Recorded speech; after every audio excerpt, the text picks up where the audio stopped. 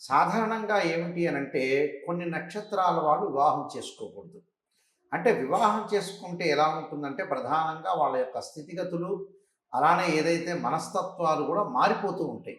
ఈ మనస్తత్వాలు మారిపోవడానికి ఏందంటే ఎప్పుడైనా సరే మనం వివాహం చేసుకున్నానంటే జీవితాంతం కూడా వాళ్ళ అనుకూలమైన స్థితి రావటానికి వివాహం అనేది చాలా అవసరం. ఎందుకంటే వాళ్ళు చాలా లాంగ్ రన్‌లో ట్రావెల్ చేయాల్సిన వ్యక్తులు కాబట్టి, వివాహం అనేది మనకి చాలా ప్రాధాన్యత సంతరించుకుంది. ఈ వివాహంలో ముఖ్యంగా మనకి ఏ విధంగా ఉండబోతుందో మనం చూస్తే కొన్ని నక్షత్రాల వాడు వివాహం చేసుకోకూడదు.